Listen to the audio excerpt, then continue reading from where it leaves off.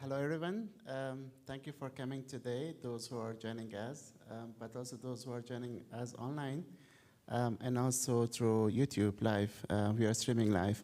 Today, we have a very interesting book to discuss, and we are really lucky to have the author himself, Ahmad Shah Karimi, is here with us.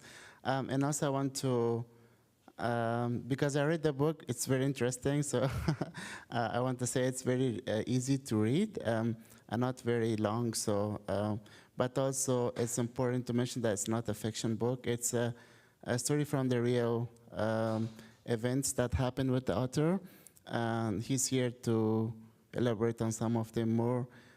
So we are very lucky to have him. Ahmad Shah is a graduate of English literature from Kabul University, and since then he's been working with different newspapers and also empowering youth organizations, working on different levels. We hear more from him, but before that, I just want to shortly introduce myself. My name is Wahid Al-Azizi, Wahid for short. I work with different organizations as well here in Berlin, but also in Afghanistan. I'm currently working with Baham organization, working with Afghans across Berlin. So yeah, Ahmad Shah, why don't you take it from here, just introduce a little bit about yourself. Thank you very much, Azizi said. It's good to be in conversation with you, and thank you everyone for carving out the time from your busy world to be this evening here. So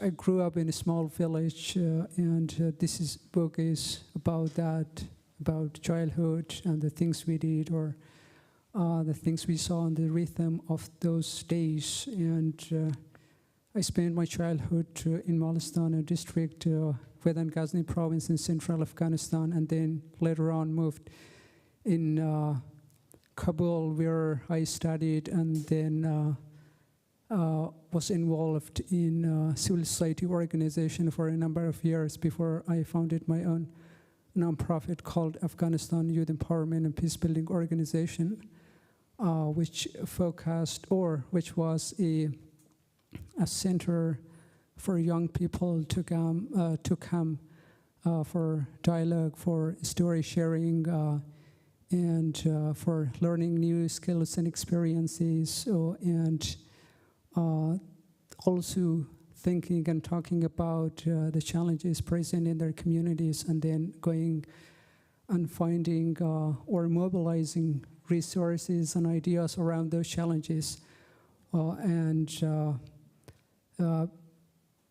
The organization was focused on these activities until August 2021, which shattered our dreams. And yeah, I would stop there when it comes to. Yeah. Okay, great. From our discussion at backstage, you said you're also working on the events of writing the post-August event, so that's also something that we take a look for. But more on this book. Before we get into questions, tell me why you wanted to document your kind of journey from Ghazni to Kabul. I think that's also a story shared by many of us. I can relate to my story, and I think the rural life in Afghanistan is similar across most of Afghanistan. And the trend is that you go from village to the city, and then from city to Kabul, and then that's how the partners bear. Before we get into the questions, tell me about why you want to document your journey. Yeah, thank you for that question.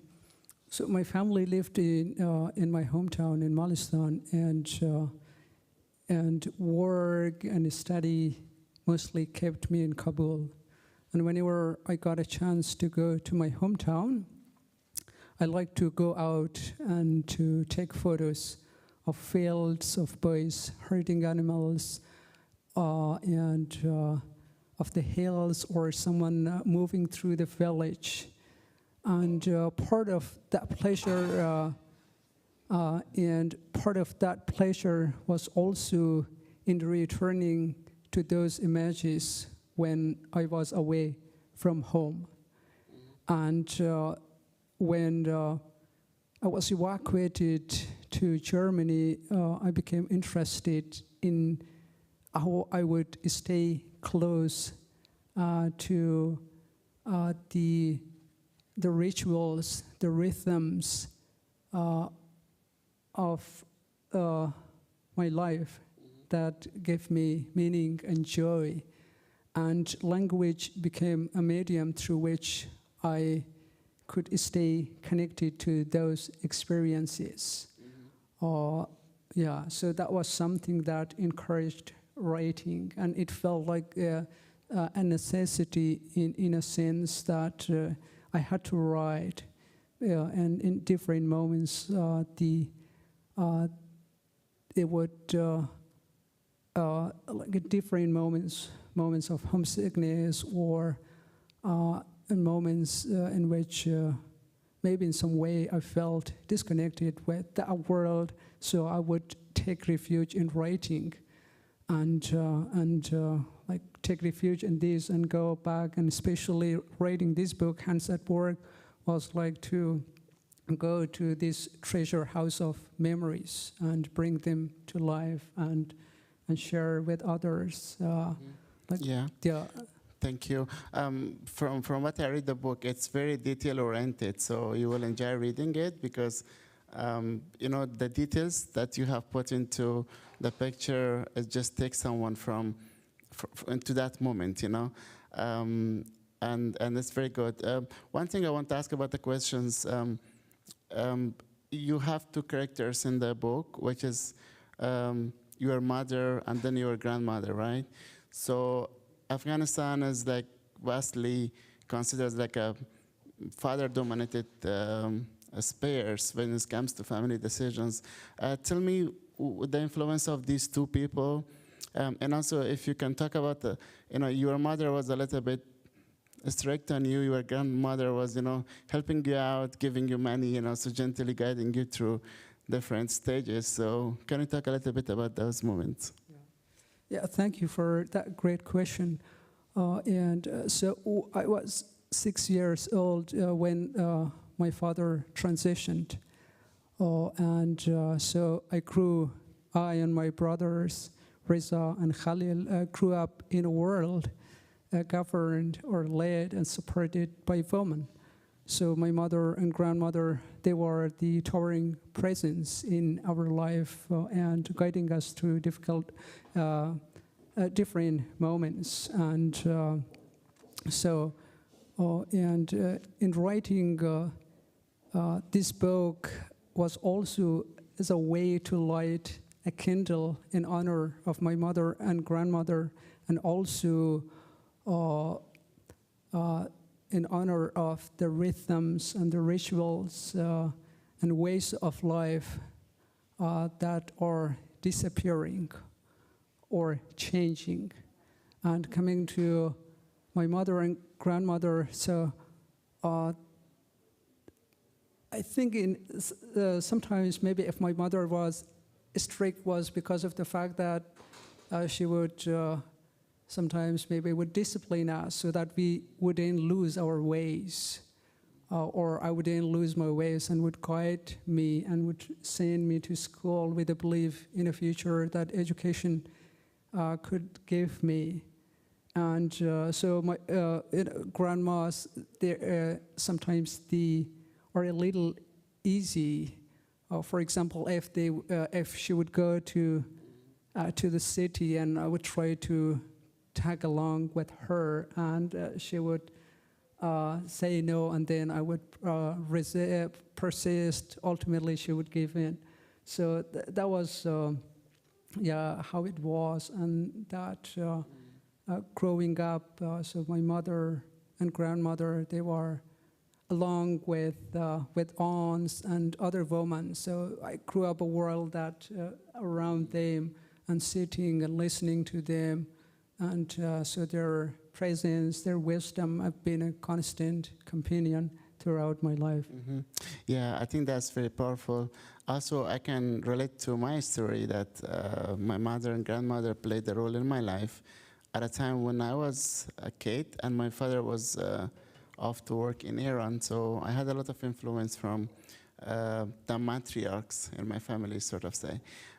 Yeah, so let's come to the book. The symbolism of the stitches. You talk about the symbolism as well. You named your book after that, but also in the book you have two different events that were, Mr. Aziz, the tailor, he stitches your clothes for the Eid, and also your mother is fixing your shoes.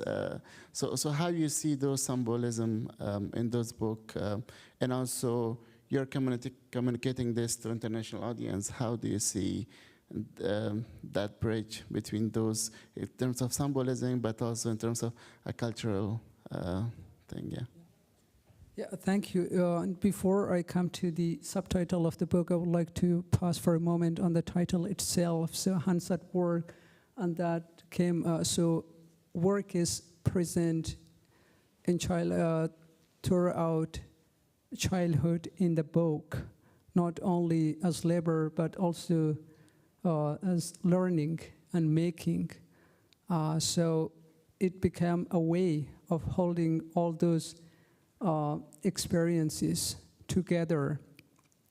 And coming to these stitches, it was also that it is that present, like it is about love, about labor, about care, and that how that is present, like making and repairing and working are present. And I wanted to like stitches can be like a meeting point to bring all those experiences together that are connected through observation and connection. So that was something that interested me while I was thinking about the title, or something that would bring all those together, because it is not a book of like a narrative that has a beginning and end, but these are moments, slices of life that are connected together through attention, and that the title or the stitches is a way to connect or bring all those in a meeting point. Yeah. Very good. We promised to go and can you ask Mr. Karimi to read a script from his book. But before we do that, I have a question. There is a contrast between when you go from your village to Kabul. In the village, you're a very smart person. You figure out how to, work with the motorcycles and in the workshop, but also how to be an entrepreneur. Like you managed to sell like cookies, and then you had this smart idea of getting the watch as a collateral from your friend. But when you go to Kabul, there is a new picture. You work there, you kind of being into the life of this big city. You send, for example, a credit card for people you don't know. You kind of being smarted out in Kabul, and then you eventually return back to Ghazni. How do you see those contrasts? Do you think, from a moral point of view, your life in the village was more shaped by those contrasts because you had your mother and grandmother beside you pointing out, and then in the city it was another animal, right? Like it was big, you couldn't kind of like figure out the life there. Yeah, thank you for that question. So life in village was simple, and I was familiar with the rhythm and so on. And before that trip to Kabul, so I'd been in Kabul before that trip, and I hadn't forgotten it. So it had made an impression. I was thinking, in some way, I was adventurous, and like it was easy to pack a few things in a plastic bag and hop on a van and hit the road. And it was like that, but Kabul was suddenly, it was a sensory overload in so many ways that someone suddenly finds themselves in a big place, and they are looking or searching for their place in that large environment or city, and therefore, in some way, I was lost and trying to find my way and to see if because the name Kabul would bring to mind a picture of a place synonymous with possibilities and change. And then I'd heard students and others to go to the city for studies and other purposes. And then I was there and going around and trying to figure things out and to see where I stand between it all and to envision a different future for myself there, whether through studies or some other way. So. And in the process, I went through all this transition of different, working or volunteering in a bakery, and that was the first time. Later on, I came to do a lot of volunteer works, but it's a way to start in that bakery that I befriended, and they needed a cashier, and so. Yeah, and when I was thinking about this question, it reminded me of, here in Germany, for example, moving from village or a small city to big city might not be big changes, but like in Afghanistan, like it's a very fast life in big cities, especially in Kabul. So I was thinking more like, like this bird when she's like, first time like trying to fly out, and then that was how you moved from village to the city, and then you found out. Mr. Karimi, why don't you read from your book? So let's see. Yeah. Thank you very much. I would read a few passages from across the book. So this chapter or slice of life is called Wild Flowers. With my cousins, we rode our motorcycles to visit a relative's house. The road followed the valley floor for miles, past poplars and wheat fields.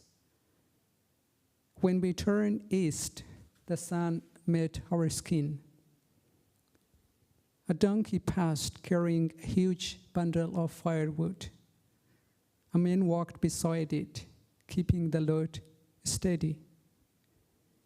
We climbed a long slope into rolling hills, the engine straining on the ups and easing on the downs. The air smelled of wild flowers and exhaust. As I shifted gear, Alirizal lost balance and fell back. I stopped. He stood up, brushed himself off, and said nothing. We rode on. The green faded. Soon there were only shades of brown and the pale gray of the road. We topped a rise and sat down, listening to the engine go ting, ting. Coasting down the incline with the engine off, the world went quiet, except for the scrape of stone and the click of chain. I held my hand out into the wind. It pushed back against my palm. Yasir and Aryan shot past us. When the road leveled, I kicked the starter. Streams crossed the road, water splashing under the tires.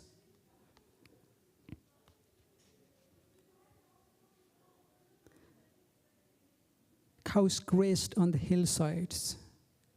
We rode through the bazaar, then turned off the main road.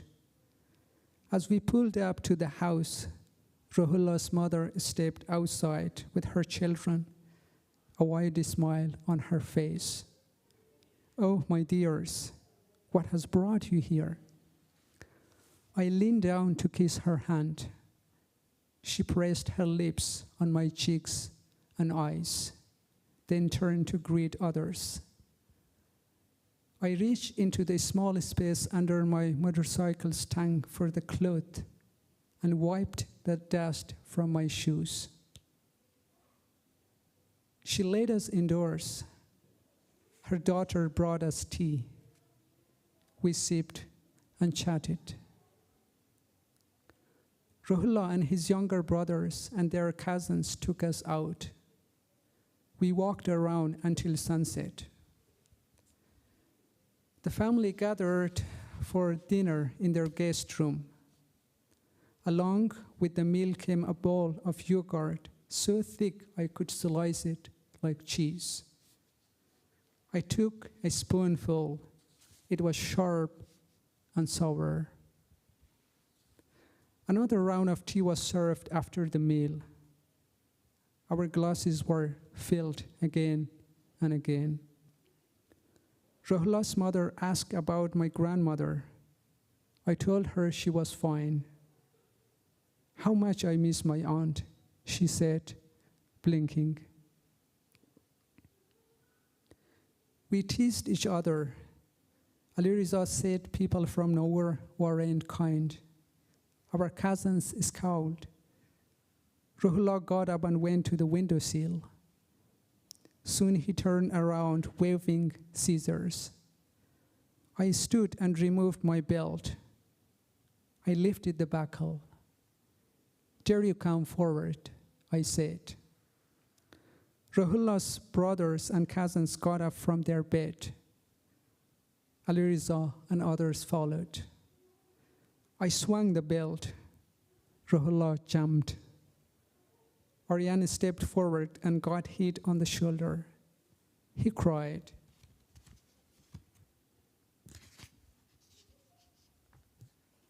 I swung again at Ruhullah. He shouted. His parents walked in. They spoke softly, and we all fell silent. We slipped back under the blankets. Moonlight lay across the white walls. No one said a word. The next morning, we sat around the sofa for breakfast. When the sun grew warm, we headed into the desert for a joyride, joined by Ruhullah and his cousin Agha. The land stretched in dust and patches of green. Shepherds walked behind their flocks, following the grass across the plains. Ali Riza and Agha rode with me. I shifted gears, opened the throttle. Slow down, Agha called. I didn't. The speed felt good. He cursed and then started crying. I'll throw myself off if you don't stop. But if he really throws himself, I slowed down. I stopped.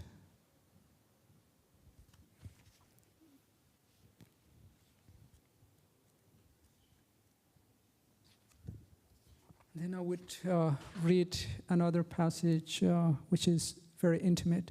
It is called Beri Beri. Aunt Hajar and my cousins, Zahra and Shohra, were walking up the path, their scarves catching the sun, their steps slow. I waited for a moment.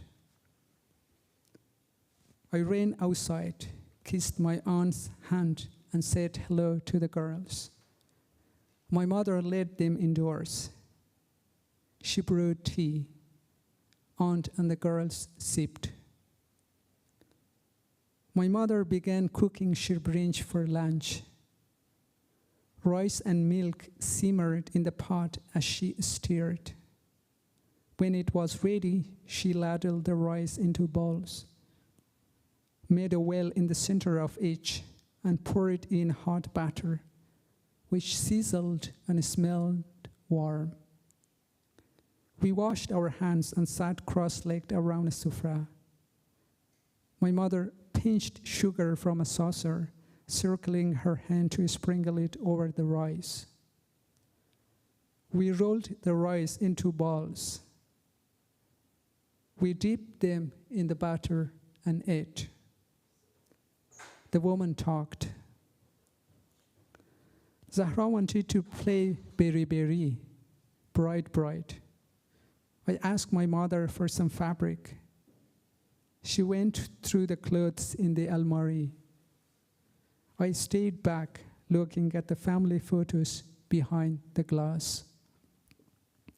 My father in his white shirt tucked into black trousers. Grandfather standing in a wheat field. Grandmother with Khalil on her lap, me on her left, Riza and Ansima on her right. My mother cut pieces from old clothes. The scissors snapped softly. Outside, we found flat branches, shaping them as we needed. Murtaza and Tajwar came and played with us. Under the ash and poplars behind the house, we made dolls for a wedding party. Zahra dressed the dolls. She smoothed the cloth over the wood, pulling it straight and pinning the corners with her thumb. She threaded the needle, letting the fine strand slip through the eye. She pushed it into the cloth and pulled it tight, weaving it back again. The thread lay flat across the buttons that form the eyes, lips, and ears. She worked the needle in and out of each button, biting the thread before reaching for the next. Zahra passed them to Tajwar. She arranged strands for the groom's hair. Then she turned to the bride, tying the threads down before covering a green cloth over her head. We boys gathered stones to make a house for the bridegroom. Some were smooth, some were rough. We stacked them. When they fell, we stacked them again. We stacked more. Khalil and Riza set branches on top and scattered leaves over them. They shoveled sand with their hands, the grain slipping through their fingers. We are finished, we called. Make the horse, Shohra said.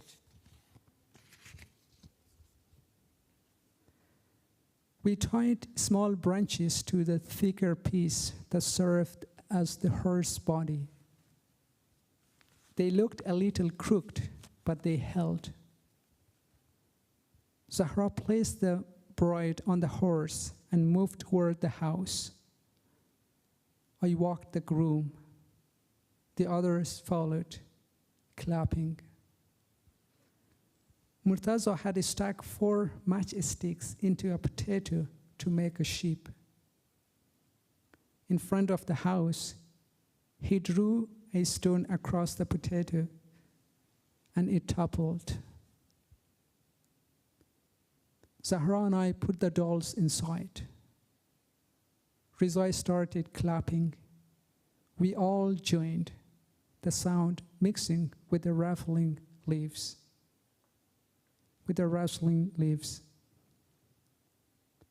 We picked up the dolls and ran into the living room. My mother laid out a sufra.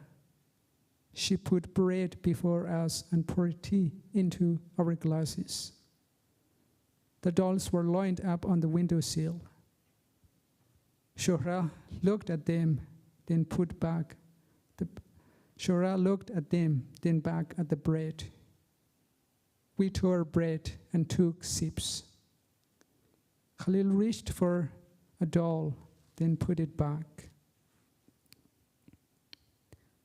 I would read another passage and then stop. Yeah, okay. We can go for a question, but also, let's go for the next one. Yeah, thank you. It is called Leather and Fire. The heels of my plastic shoes had worn out, and I felt every stone. My mother called me to the outdoor kitchen to mend them. "I'll be back," she said, and stepped outside.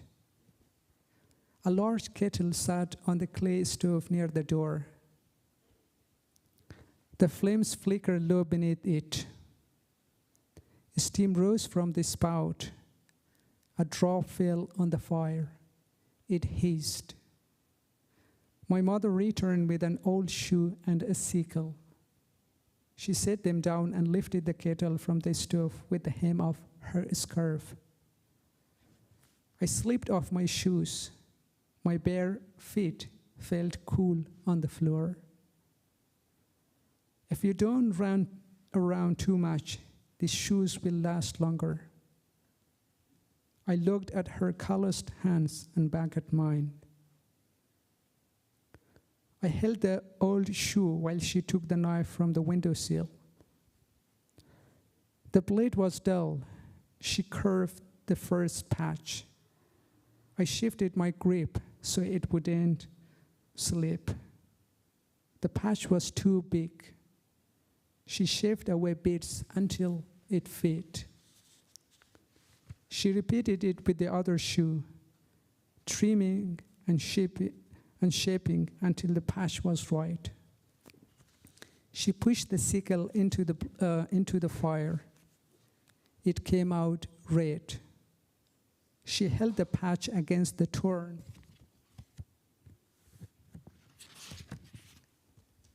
She held the patch against the torn back and slid the heated blade into the layers. The plastic softened and fused. The acrid smell filled the air. "Choof," she said, waving the smoke away. She did the same process with the other shoe. She held the patch. She pressed the blade. She waited. She slid it off. The patch stuck. My mother passed me the shoes. I put them on. The heels met the floor. The patches felt rough and stiff beneath my feet. The old shoe lay in the corner. Thank you so much. Yeah. Yeah, very powerful there. And I think what makes this book special is the fine details that he remembers. And I think that's important, that now that you are reading from your book, I just thought about my childhood, same thing. I mean, it might be very strange for some of us here to think that when the shoes is old, I mean, you have to go and buy new shoes. But in the rural life of Afghanistan, back then it was so difficult that we have to use every resources so we could. Yeah, so those are kind of those details that's in the book, which makes it very good read. So I was wondering, wanted to ask about your adventures, let's say, with the motorcycle. I think that's a very powerful theme throughout the book. The way I was thinking about was the more like in terms of in pursuit of independence, you wanted to have this motorcycle to be able to kind of explore your surrounding, and that, yeah. Why don't you tell a little bit about that as well? I mean, you had different accidents with the motorcycle as well, yeah. Yeah, thank you for that question. So I had a bike or bicycle, and then in early 2000s, it was a novelty or a luxury to own a motorcycle. So, and sometimes when I would go to school, I would watch other students to ride away on their bikes, and I imagined or wished that one of them were mine. And I asked my family, and they said that I was too young to own a bike or a motorcycle. And then I thought, there was a repair shop near our school, And I thought, like, maybe if I go and work there, maybe eventually I would end up having a bike. And they had... And just for information, when you think about motorcycle in Afghanistan, you don't necessarily think about having a license first. So you just buy one and drive it, yeah? Yeah, that's true. So that was, and I went and started working in this repair shop, and the gentleman was from a neighboring village, and we knew him, my family knew him, and he had a number of bikes for sale, and sometimes when there were no customers, I would go and wash them, especially when the light came through the door and fell on the tank, and how it lit it up. So I was very charmed by that, and dreamed that one day I would own one. And eventually my mother learned that I was working there, and then she cautioned me that do not do anything careless that would land us or the family into trouble, and said that, we aren't going to get a bike. And then eventually I had a bike, and there were like several, there are several chapters that go into that, and each exploring a different aspect of that, and that how important it was to have that. And I think like motorcycle plays a very vital role in terms of transport in Afghanistan as well, because we are kind of transitioning from animal-based transport to motorcycle, which like seems a little bit modern, but also motorcycle played a very important role in terms of how in the last 20 years the war against the Taliban using the motorcycle. So that was a very important theme as well. And there were several attempts in the big cities to ban it, but I think it's very important as well. But apart from the politics of it, do you think still it's very relevant in the terms of rural life to use it for different purposes, especially for transport? Yeah, it was very important, medium for transportation, and especially when we had a bike, and my grandmother would go to different places. Say there was a Fatiha ceremony, someone had passed away, and or especially my brother Riza, she would go with him because he would go slow and I was fast, and he had to remind me to go slow and pinch me many times. That so it was she was very easy to go with him, unlike me. So I would go. I was a little bit careless with that, and so it was very important for the family, especially in the early 2000s, and it was for young people who had a bike. It was very important, and also that for the transportation, that you could go from one place to another, like visit relatives and that was very important. Like I would go and visit my uncles in the other pocket of my hometown, so that was very important. Yeah, that's something. And also coming back to your family, your mother, she plays a very important role throughout the book, and you also kind of detailed one accident that happened, that the house was on fire, and your mother was, very brave to just get out of the room, the house, and then eventually the fire was put under control. At that age, it must have been very shocking for you to see that kind of situation. Can you tell a little bit about that?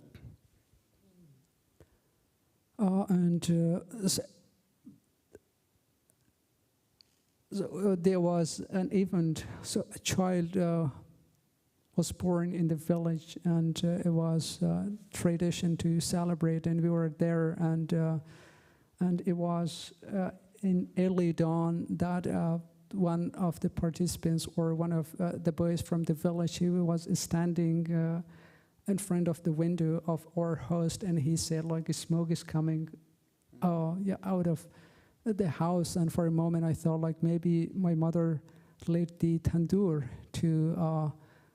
to bake bread, and then I saw, no, this is not coming from wrong side of the house, because the kitchen was to the right side and was coming from the left. And then I ran all the way home and found out that I was in some way shocked to see that, because So the fire was spreading through the house, and then I asked my mother that the house is on fire, and she put on her scarf and ran outside, and then I went to the neighbors to call them, and then the boys from the village came. So it was a whole of kind of marathon to distinguish the fire. So that was, a shocking moment. And later on, after the fire was distinguished, and my mother said that it was good you had gone to Shoshini, otherwise maybe we wouldn't learn about the fire in time.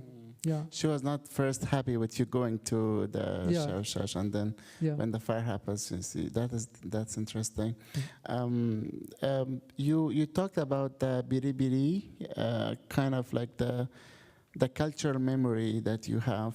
Those kind of games you played, and those kind of cultural memories you have. How much do you think it's important for like the Western audience to know about those games and those cultural things? I'm sure there are like different versions of that also in different cultures, but how important do you think is to kind of transfer that to an international audience?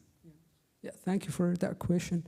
So I think there is a lot of important writing from Afghanistan, but much of which reaches to a wider audience is framed by politics and conflict.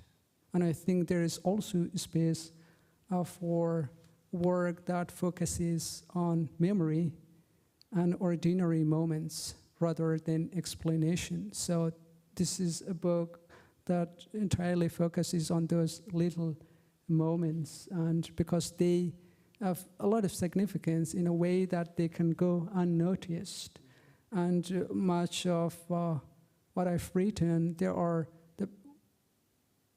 certain rituals or practices, they are disappearing or they have changed in some way.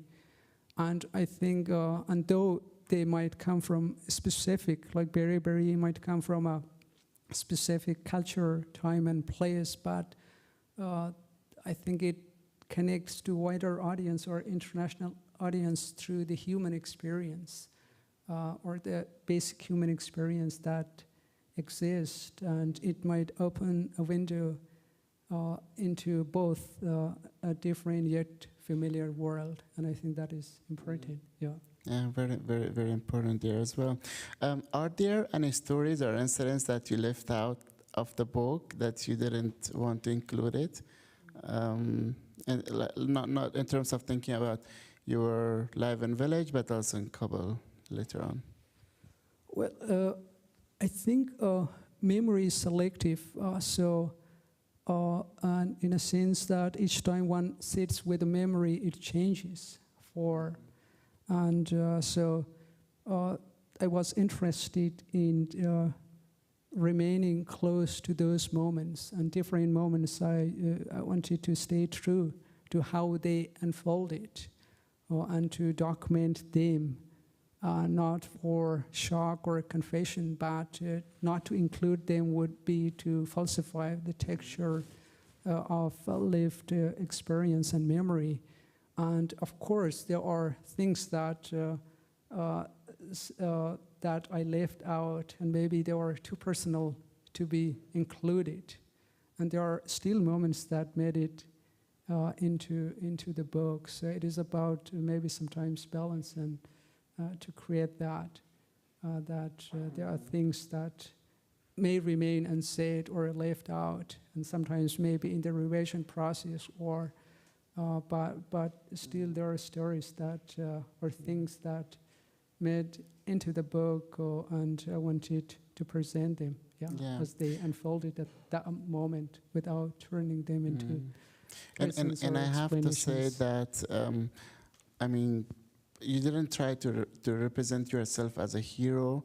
And there are several stories that in the Afghan culture they will just not say it, but it's there in the book, which is make this book very genuine book. And I think, and then how much do you think it's important for like young writers, let's say, to write their stories, to say yeah, to tell their stories to the world, especially Afghans who.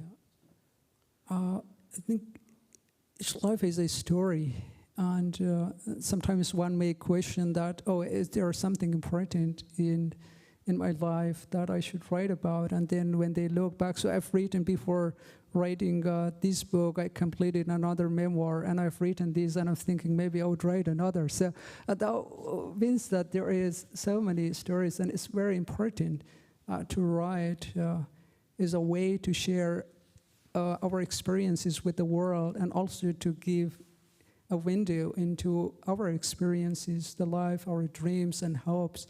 And I think, and how, so it depends on the kind of work. For example, in hands at work, I try to stay close to the moments as they unfolded, and like preserving the way that a child sees and does things, and let the adult shape the writing without turning them into reflections or explanations. Yeah. And then there might be another work that go into like deep into the work and reflections and lessons learned. So it depends on what kind of message one want to convey, but coming to the importance, I think it's very important to write, especially our generation that in Afghanistan, especially, that grew up through the ups and downs of democratic values, and how far they had come in life in the past 2 decades, and how their dreams were shattered, and what are the things that keep them going in the face of challenges, and especially those who are back home.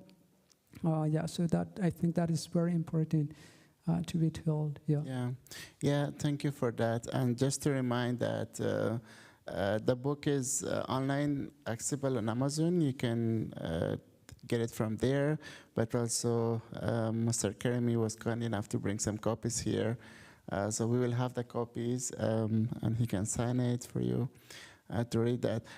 Maybe one thing I want to see it from your perspective. In the book, you had a very strong support system of your family, right? And then when you moved to Kabul, you still had some people that you knew. You were relatives and in Dashtabarchi and other places. Now that you are far away from all those, how do you see your life in Germany, for example? Do you think there is that connection? Do you think your life in village kind of shaped the way you think about life now, or it had more impact when you're here? I'm not entirely sure if I have like a complete answer to that, and I think living in the village helped me to. So life in village is slow, and there is work, and there are things that there is repetition in doing things, and that made me slow down to observe, to see, to listen. And our home was would host the villagers, especially women, and they would talk, and I would sit there and listen to the jokes and to their stories. And sometimes my great aunt would come, and she was a gifted storyteller, and made an impression on me, and how I tried to translate that and the way she saw the world into my writing in some way. And then Kabul had a different, I think it was a new horizon opening up before me, and I tried to search my place there, and then ultimately kind of found in some ways to say my gifts, and through working with the community, with young people, which was very meaningful for me at that stage in life. And then suddenly I found myself in Germany, and if I were to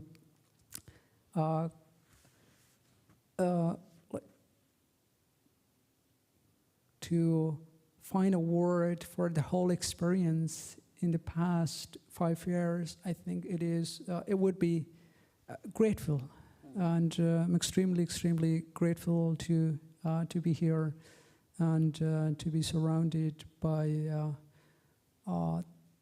the generosity and kindness and gifts that come from different ways. I'm so grateful to that there are many friends here, and Notker is there, and so grateful that took us under his wings along with Katya, and I came to know Ben, who is a wonderful friend and brother, and Esther, who been a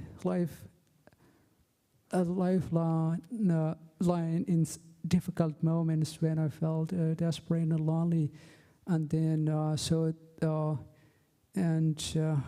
my family and Mark been a constant presence and supporter of us and the community, or my friends Ahmad and Reza and Khalil, Muhammad and others.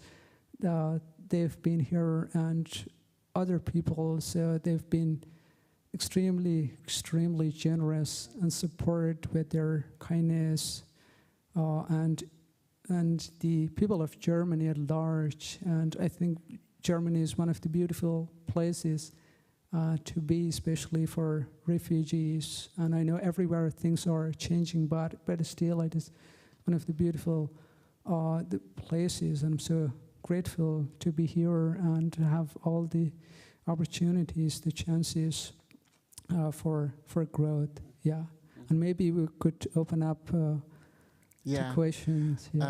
Yeah, I mean, at this point we can take questions from the floor. So if there is any questions, we can take. I know we have 1 hour. I don't know how much length. And then if you don't have any questions, maybe we can read something. Do you want to read something from the book, or? Yeah. Anyone has questions? Please just raise your hand, and then we can ask questions.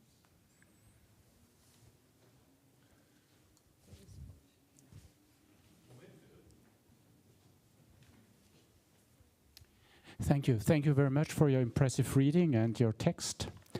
I have a couple of questions. First question. I didn't get the name of your hometown, of the village and the province you were raised in. Secondly, did you write the text in English, or did you write it first in your mother tongue, be it Dari or Pashto, or was it translated afterwards, or is this the original version? And if it is published in Afghanistan one day, will it be translated back? Or do you already have the original version in your mother tongue? Yeah. Thank you. Thank you for that question. So the book is written in English. I don't think I've written anything substantial in Dari, so it is very difficult to do that. And when the book was published, and I received a message from a young lady who had been a participant of our programs in Kabul, and she said that she's willing to translate it into Dari and Pashto, and I said that maybe at some point we would go for that, but not at this point. So this is the original one, and I worked on this in the last 2 years, so it took around almost a year to write, and then around roughly around that time for the revision, and then the editing or the design and so on before it came into the world. So this is the original one, yeah. And a question about your place of origin? Yeah, so it is called, it is a district called Malistan. It is within Ghazni province. Yeah, Ghazni, yes. Yeah. Northern part of Ghazni. Yeah. Okay, that's great. And maybe we can also think about not only translating that into Dari Pashto, maybe to German at some point. So. Since you're living here. Yeah. Is there any questions from the floor?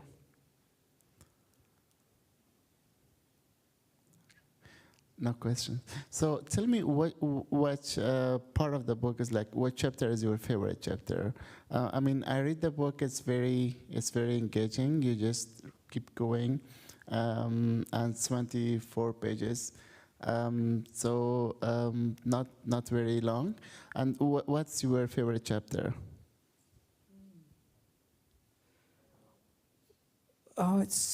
It is hard to answer that question because all of like the chapters or the text is very intimate to me. And one that stands out is the shoe mending, which is very intimate and close, and that connected to my mother and how her care and love would translate and find expression in different ways. And I think that is something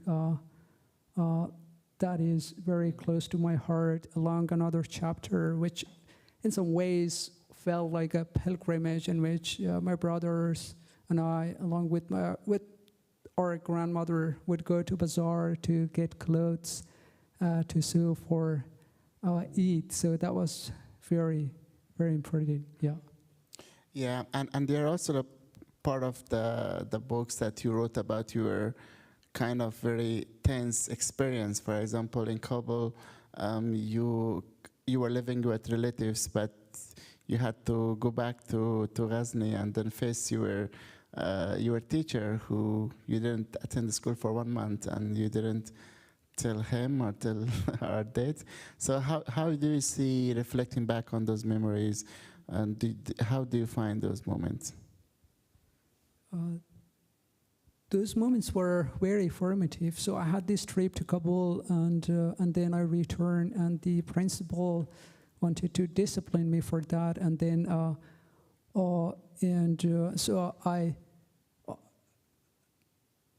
ran away, and then I decided not to go to school again, and then I went to my uncle's house. Uncle was Fi, and he was our school, the headmaster of our school. And I told him that I no longer want to go to school. And he was kind enough to share his experiences and wisdom and change my mind through his words and his healing touch at the end, which, and otherwise, I don't know, if I had left school, maybe my life had taken a different track. Yeah. Thank you so much. I think with this we reach kind of the end of the program. Thank you for those who joined us here, but also those who joined us online, and also through YouTube. And thank you so much for Mr. Karimi, who came here today to talk about his book. He will be here after the program, just signing his book, and then if there's any further questions, we can ask him. But thank you so much for your time today. Yeah, thank you. It was great to be in conversation with you. Thanks so much.